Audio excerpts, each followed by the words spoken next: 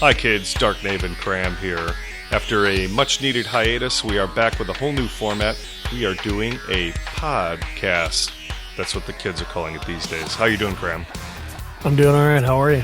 I'm doing great. We needed a little break to get our evil reserves filled back up. For those of you who don't know who we are, Dark Knave, that's me, is the multiverse's greatest villain. Cram is my number one henchman, and we like to talk stuff about geek, comic-y goodness. And so let's talk about the things that have been going on since we have been on break. First and foremost, I would just like to say that I think Preacher might be one of the better new shows I've seen. For those of you who are unfamiliar with the storyline, it was a DC Vertigo title, and kind of a horror-styled preacher gets possessed by creation of heaven with a best friend who's an Irish vampire. You know, that old gag. It's great stuff. Seth Rogen and his buddies put it together, and it's the perfect mix of Ash versus the Evil Dead, but not as campy or goofy. A lot more tongue-in-cheek, a lot more dark comedy style. Very cool show. I really got a kick out of it. I know, Cram, you've only seen the first episode, but I highly recommend pushing through to the rest of the season. Yeah, it's just a matter of finding time to watch it. I think that overall, from what I've heard, because I haven't read the books or anything like that, but from what I've heard from people, this is kind of an interesting choice because it's not what you might assume that we would pick for a TV show. What would you say on that?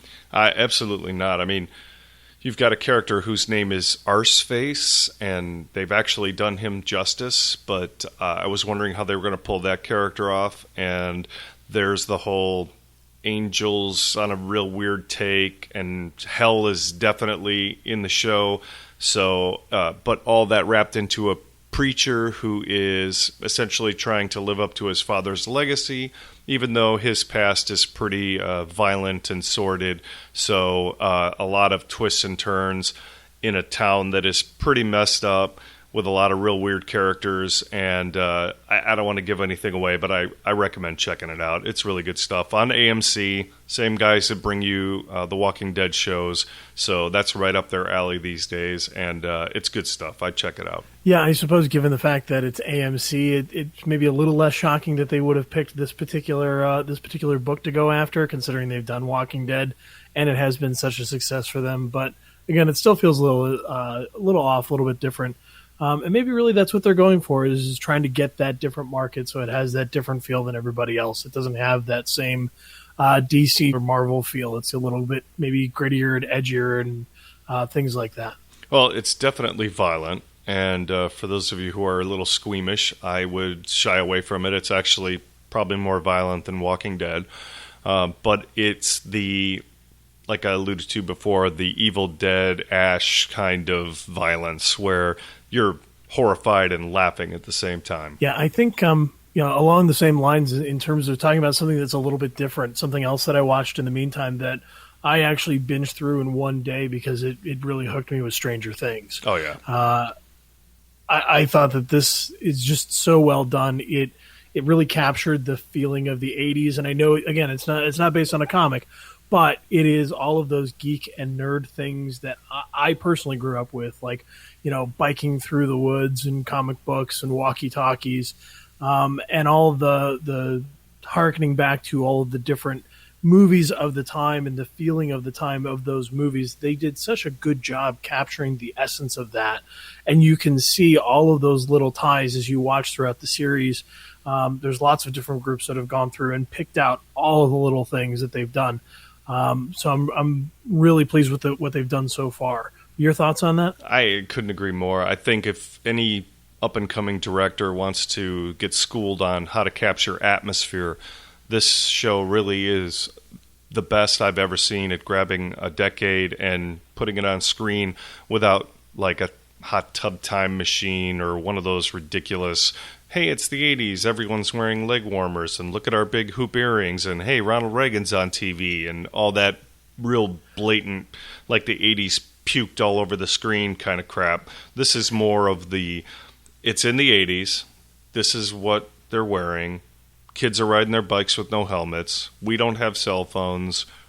That's pretty much it. It's just everyday life in the 80s without all of the, oh, look, everyone, this is definitely the 80s kind of in-your-face crap.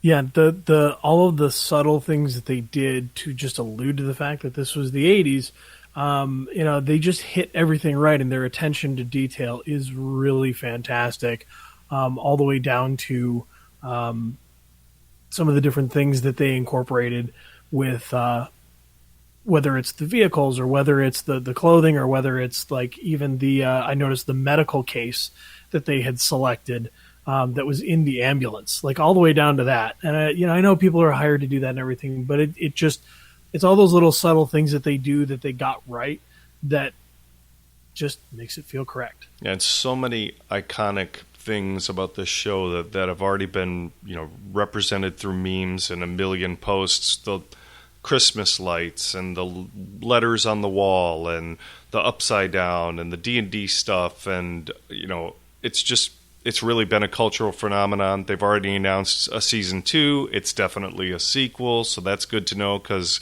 they leave this season on sort of a cliffhanger. I like the fact that they did it in such a way, and I think this is new for a lot of TV shows these days that are on the cusp of whether or not they're going to get picked up again.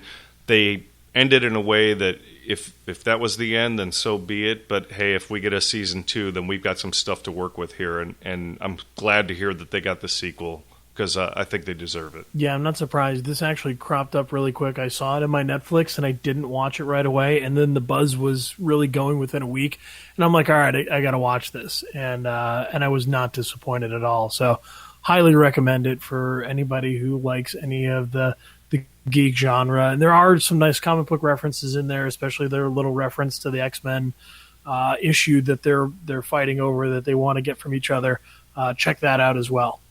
Also, speaking of television and Netflix in particular, Daredevil season 2 wrapped up I think we were in the middle of watching it before we took our little break. Great season. Also pretty heavily violent for those of you who are not real happy about watching stuff like that. But The Punisher was dead on for the first time and really enjoyed what they did with Elektra.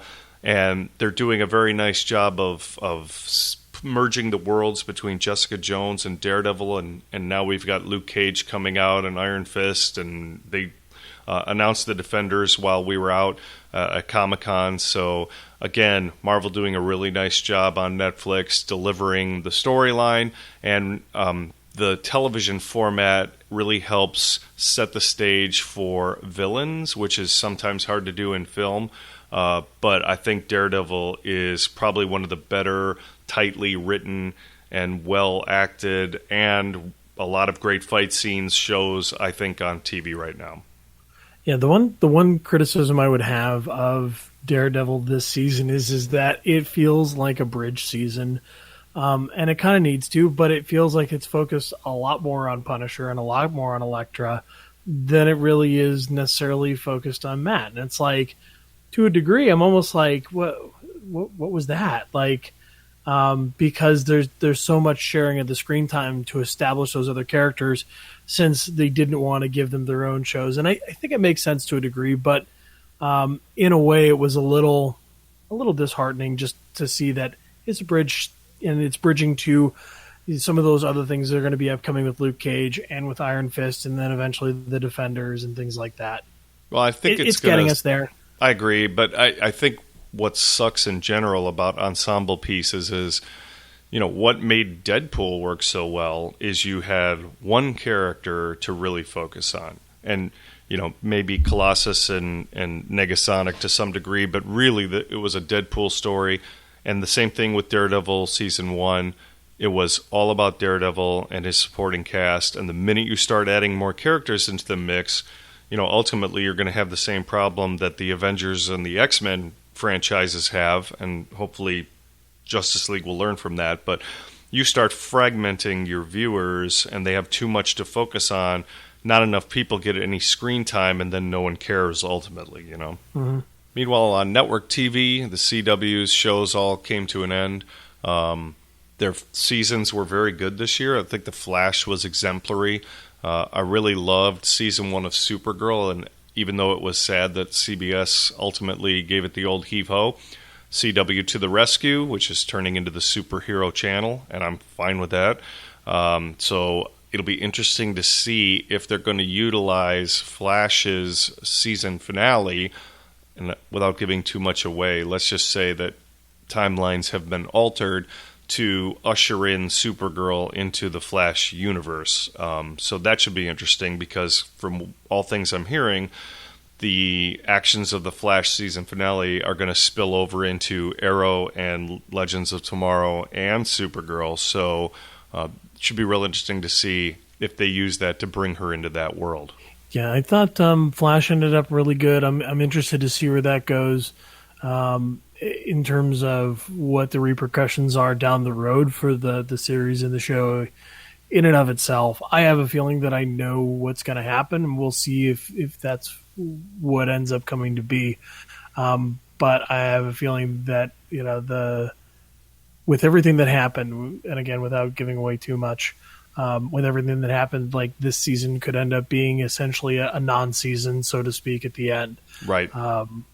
Yeah. So that's my concern too. You're right. Yeah. And now Arrow, I like where Arrow ended. I thought Arrow ended in a really great place because it's almost like a back to basics kind of thing.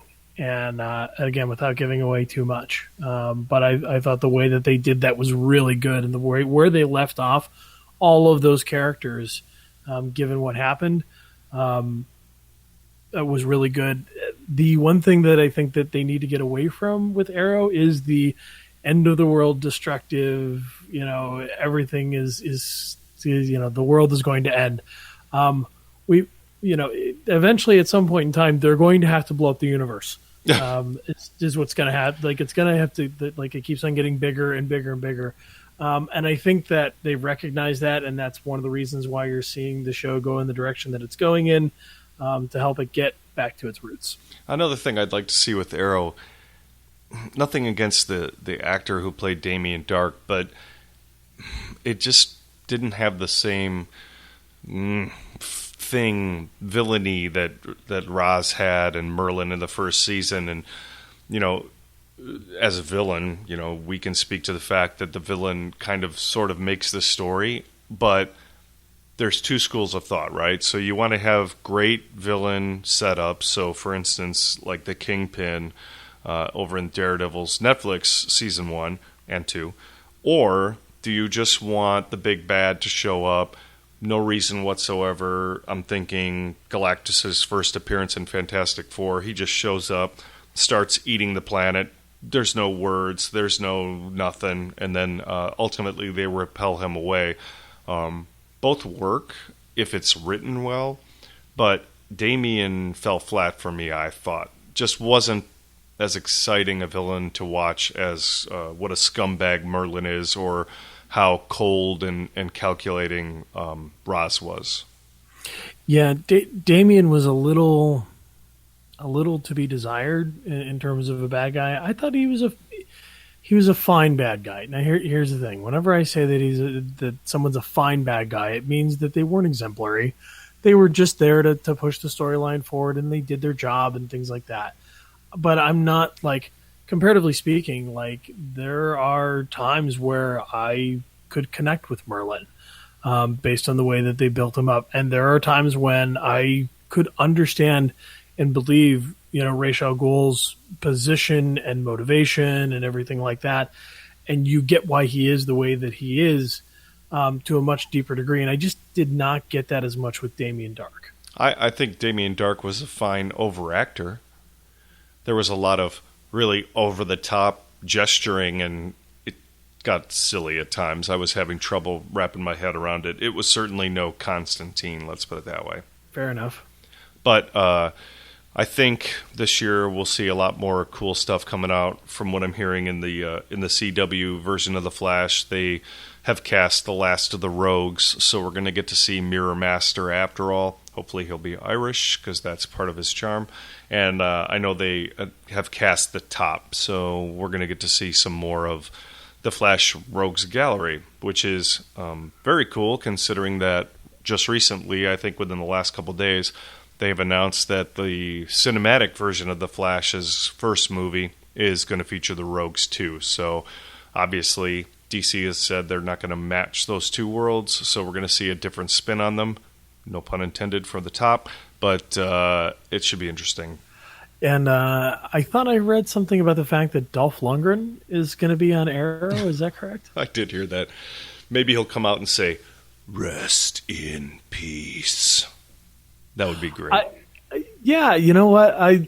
Hey, if he can come in and he can have an impact on the show and everything like that, and he's a fine actor. Like, and I don't even mean that in a bad way. I mean that in terms of like he can play those roles well.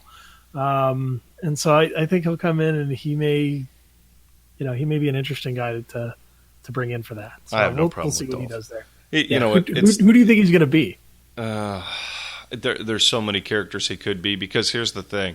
This is right in line with bringing in WWE wrestlers, for all I care. They're big guys. They know how to act as best as they can, so they're kind of perfect for comic book stuff, and I think Dolph's in that camp, and he's going to be just fine, but I haven't heard anything about who he's going to play. I imagine it'll be funny, and I really hope he says, "I must break you," because that would be funny. That would be pretty funny. I would really enjoy if they had him do that. Just a subtle nod there would be nice. So, Cram, I know you gave up on Legends of Tomorrow.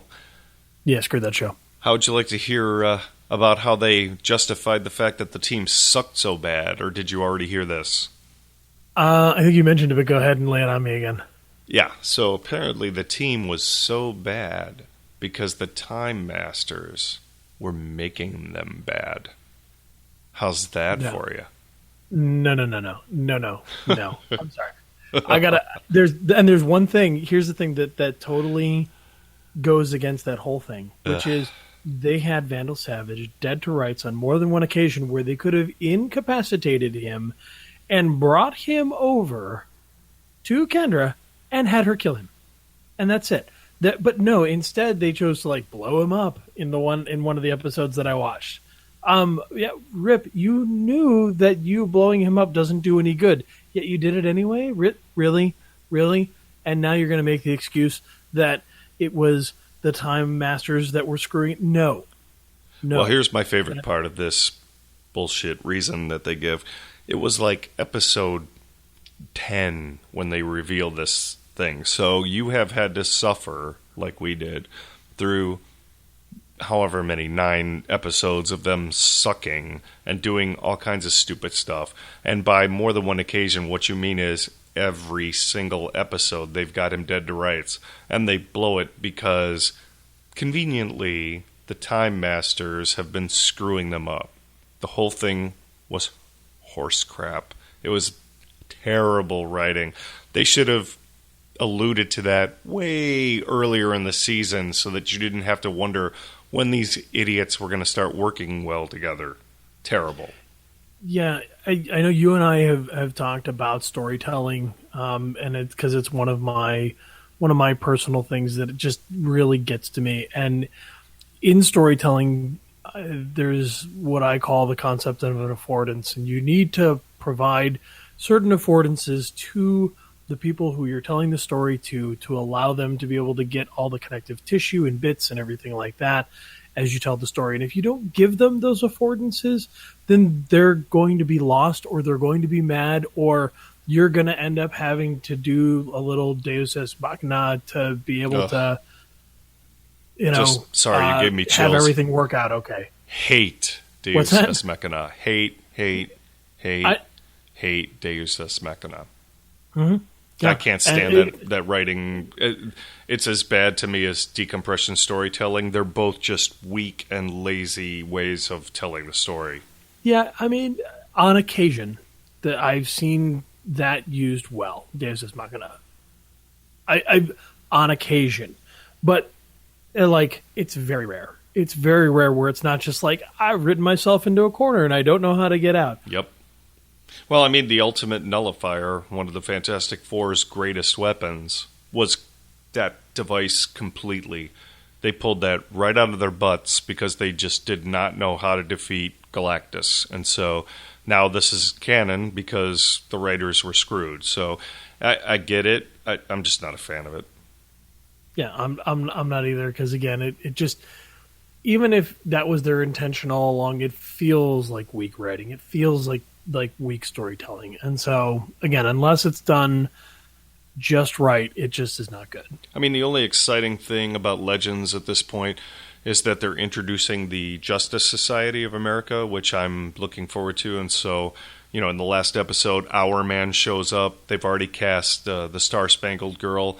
That's all exciting stuff. I'll probably tune in to check that out. But if I'm subject to the same stuff, then I will bail pretty quickly. Yeah, so are they basically recasting the entire thing? Is that what they're doing? Well, so certain characters will leave. Like, I know Captain Cold is on his way out, and they will be shuffling in new characters, and I think there's going to be a crossover between Supergirl, Flash, Arrow, and Legends of Tomorrow, so there's going to be more to that story. But like I said, if they go with that Time Masters puppeteering crap, I'll bail pretty fast, because that was terrible. Yeah, I don't blame you. Also, speaking of shows that piss you off, I have to confess, as a master of the multiverse, I have seen Resurrections quite a few times, and now I'm hearing that Jerome is coming back to Gotham.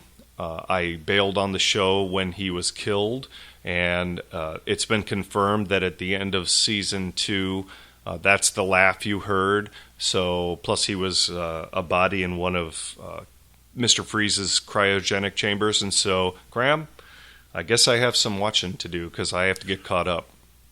Yeah, I had a feeling that you were going to have to catch up on that one way or the other, because I couldn't imagine that they were going to leave that hanging.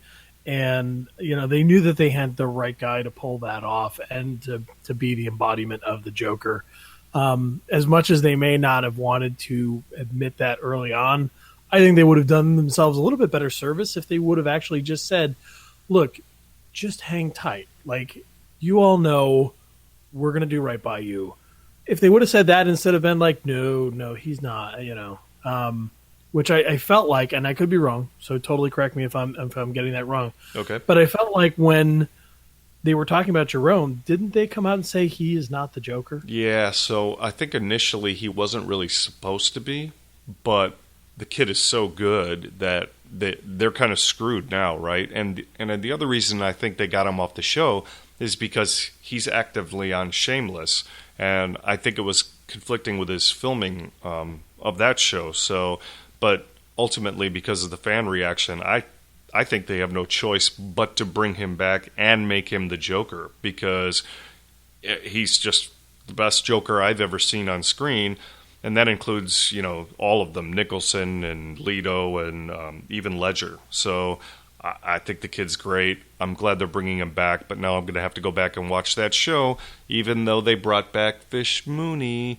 the worst character I've ever seen on any show ever. Ever? Ever. Ever. Ever. Next topic.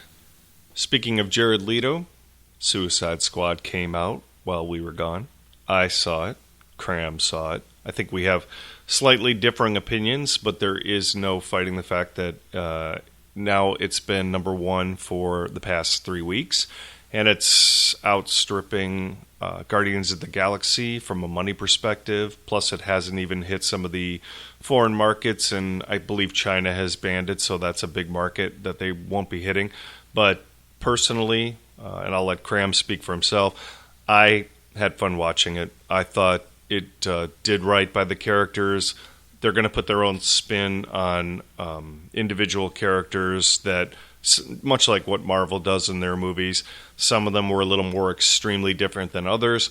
But in the case of somebody like a Harley, and I thought that Robbie did a great job, honestly. I think they gave a wink and a nod to the legacy of the character by bringing in the Harlequin costume a couple times. I was more than pleased to see the reproduction of the Alex Ross painting. Never saw that coming.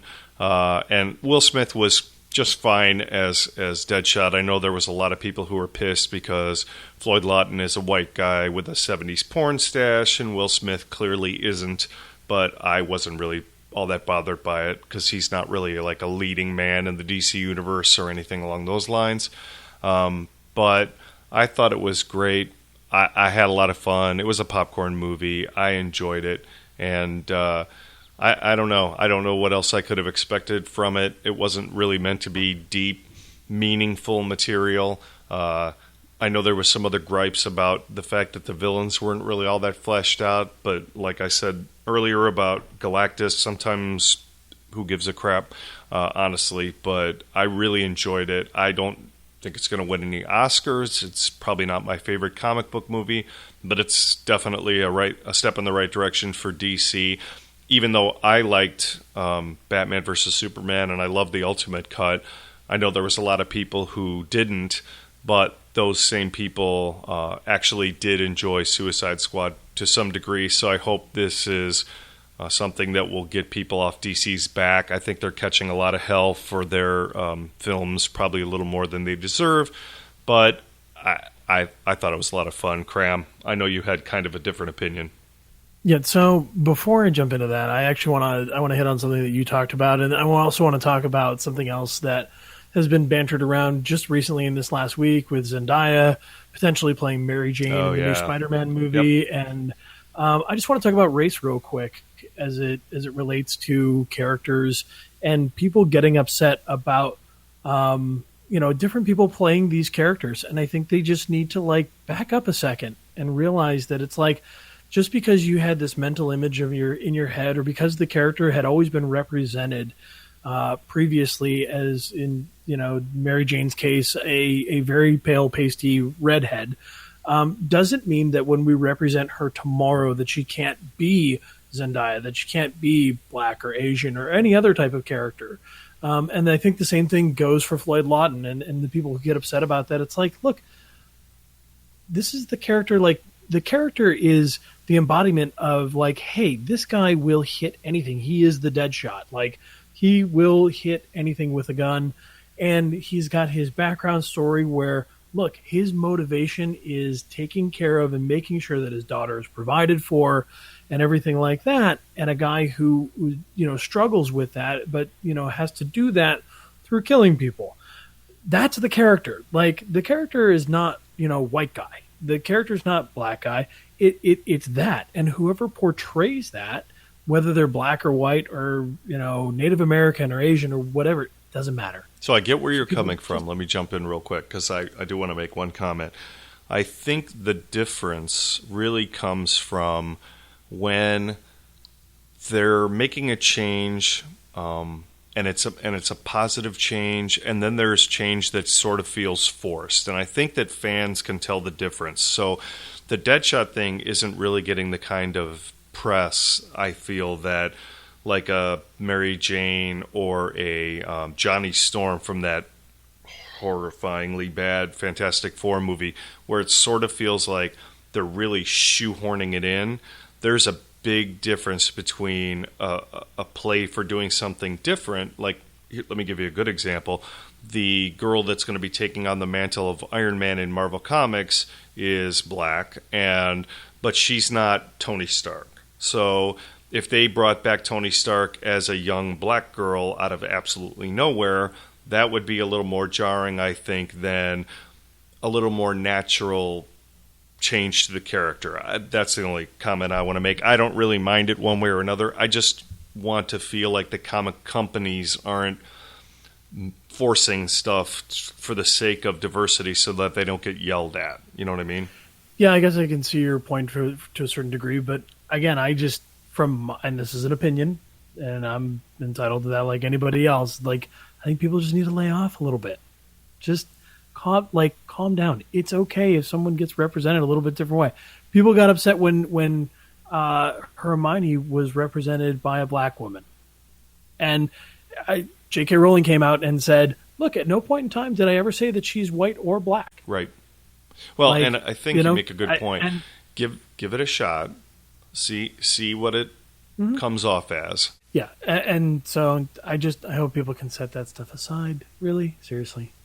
Anyway, it is 2016. So talking right? about it is. Last I checked. So, but yeah, so Suicide Squad. I mean, overall, I thought this was a decent movie. I liked it better than Batman versus Superman. I thought that overall the storytelling in it, they hacked up the beginning a bit, and I think it was obvious where they had put in some certain cuts and things like that. That connective tissue was a little missing. I think especially around when you're going into the big jump from all of a sudden, like, you've got an attack to we're evacuating the city in like no time flat. It's like I just need a little bit more something there, but I'll digress off that for a minute. So I still thought it was better in the story. Once we actually got our anti-heroes into the city, I thought it actually flowed really well, and I thought they did a really good job. I liked it a lot better than Batman versus Superman. It turned out, rumors of the Enchantress were true, everything like that. And it was, they had a really big task in terms of trying to introduce this ensemble cast in a very interesting way, but being able to jump right into it. So I get that there's some of that as well. In terms of where this fits in the DC Cinematic Universe, this fits so well. And they did such a good job, and I'm wondering if some of the reshoots helped them with some of the positioning on this. Because they had come out and said, no, the reshoots weren't for comedy. So if not that, then maybe it was to help position where it's at and bridge between what came out with Batman versus Superman to get us to Wonder Woman and Flash and Justice League in the upcoming years. Yeah, that's a good point. I thought the cameo by the Flash was little girl squeal-inducing, and I love the tack on at the end of the credit scene. Thank you, DC, for realizing that people like that and adding it to the end of this film, since you kind of gypped us on the Batman versus Superman front. But I agree. I think it definitely is a nice bridge film, and it's really a kind of a bold choice. Outside of the Joker and Harley, maybe, none of those characters are really well known by a lot of people. So to go that route, I thought, took the same cojones as Marvel took in doing Guardians of the Galaxy. Yeah, so if I take a step back a minute just to talk about characters, since you mentioned them, I thought Will Smith's Deadshot was, if I think of anybody's story I think this really is his story, and about how he and Flag come to have an understanding between each other. That's kind of, for me, that's what I saw as the anchor throughout, is because they're constantly working through that. Yeah, the other characters are there, but really that's the anchor story that we keep on coming back to. I thought Will Smith did a great job anchoring this and carrying that story. His portrayal of Deadshot was great. I thought his humor worked pretty well with it. On the other hand, you liked Margot Robbie as Harley Quinn. I did not. Mm-hmm. There was a couple things that I didn't like just about her portrayal in general. She fell in and out of the Harley accent a little bit too much for me, and it kind of broke my feeling of that character. I didn't expect her to be in the classic Harley costume, especially after they showed it off. It would have never worked, and it would have been ridiculous. So I think that the costume that they went with was great, and the nod that they put in there was good too. But I don't know. There was just something about Margot Robbie that did not convince me that she's Harley. See, I think she was trying to. I think she was trying to. If she had stayed in the Harley persona, I think it would have been a little one note.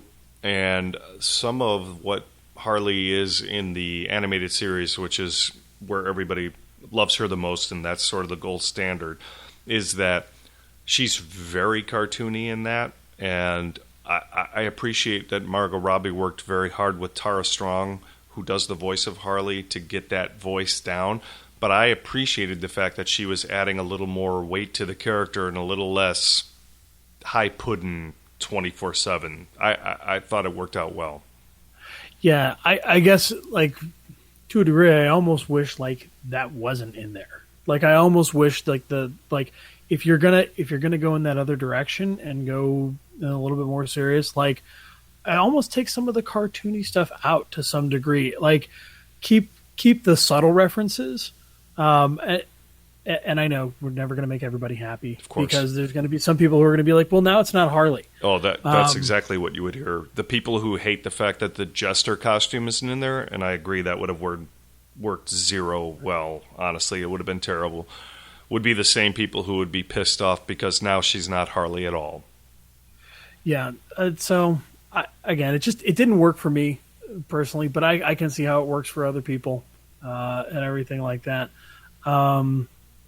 Kara, I can never pronounce her last name right. Develgine, her Enchantress.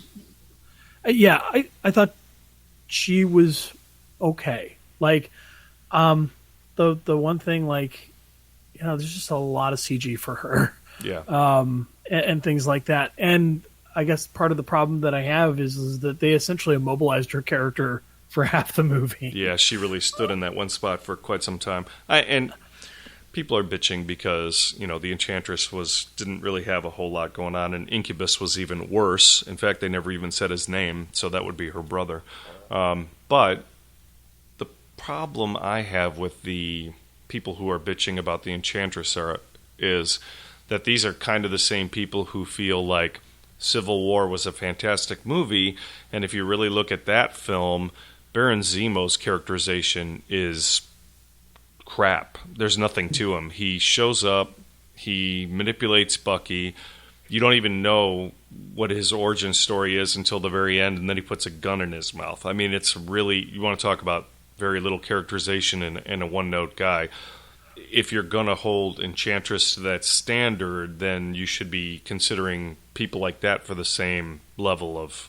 And again, I don't really care about the villain characterization. If that's not going to be the focus of the movie, that's fine. I don't think this was the Enchantress movie, right? Like, they needed a big bad guy. They made it her. The movie's about those guys. That's all I needed. Yeah.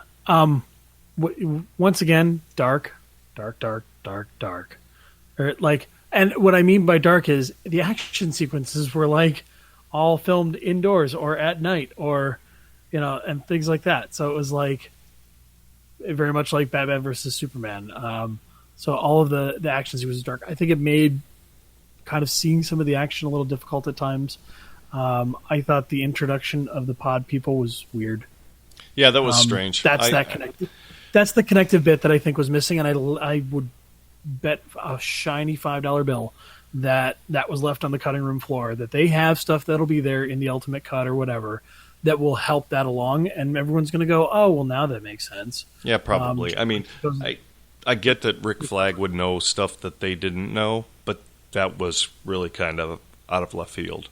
So yeah. I'm hoping they do a little better job explaining that one when it comes to the ultimate cut or whatever we get. But to the look and feel of the film, I'm okay with DC if they want to go the washed out, darker route, because they have to do something to differentiate themselves from Marvel and their super technicolor, cartoony color palette where everything is real bright primary colors and happy, fun. So I don't have as much of a problem with that.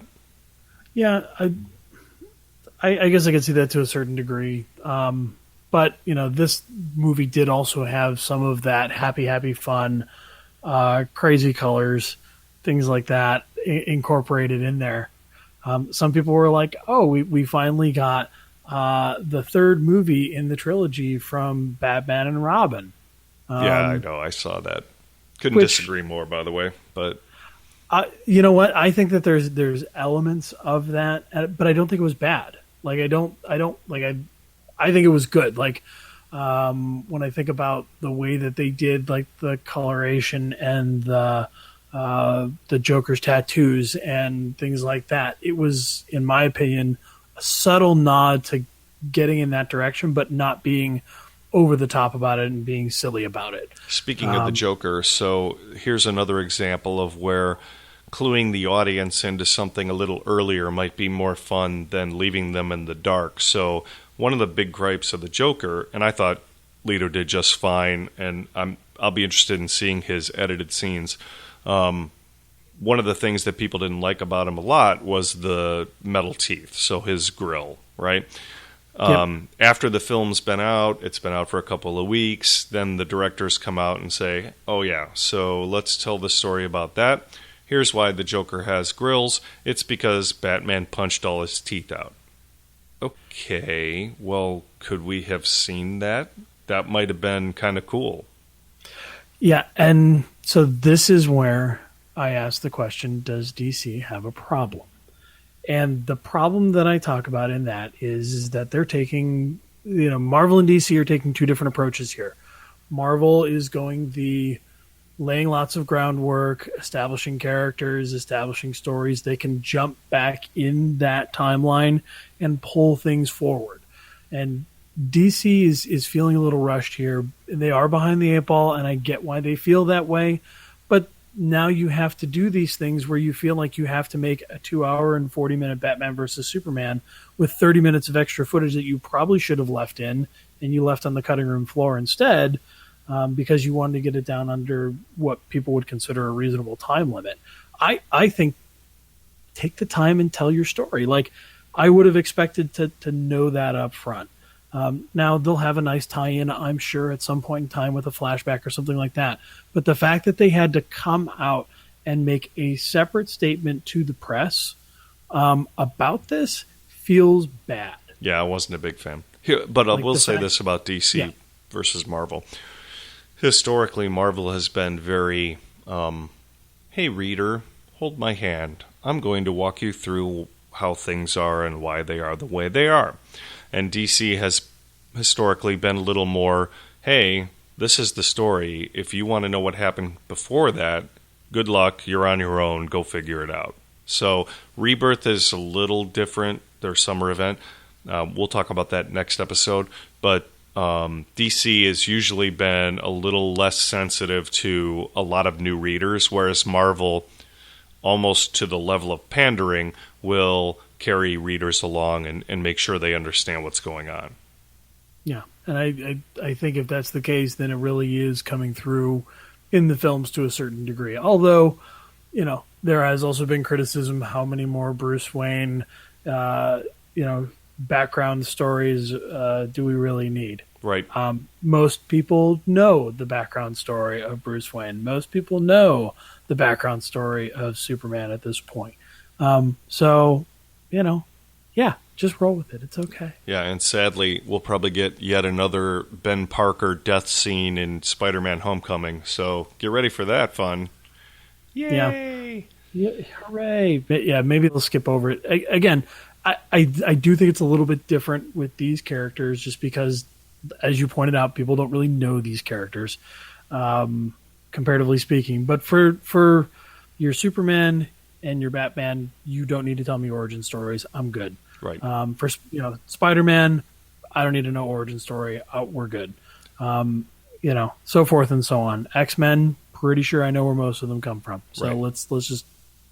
And I think the only reason Snyder put the origin story in Batman versus Superman yet again was to set the table for the big Martha payoff, right? So whether you like that scene or not, I think that's what he was getting at. They had to set the stage for the Martha. Why'd you say that name? I know you're not a fan. I personally wasn't bothered by it. In fact, I felt like kind of an idiot for not realizing that both their mothers were named Martha. But I get the hate. It's understandable. All right, kids, that's going to do it for Cram and I. Thanks for joining us in our first podcast. Remember that our videos are still up online if you want to go back and watch us historically and hysterically. Next week, we're going to talk about Rebirth, DC's big summer event, and how it is trouncing Marvel's summer event, Civil War II, which is pond scum. But I'm sure we'll have more to talk about as the season premieres all kick up of all the different TV shows. And we'll talk about some upcoming movie stuff, including Wonder Woman and Doctor Strange, and maybe some Rogue One. Thanks for listening. We'll see you next time. How do we do a super villain freeze frame on a podcast? Awkwardly. All right, everyone, imagine this. Supervillain Freeze Frame.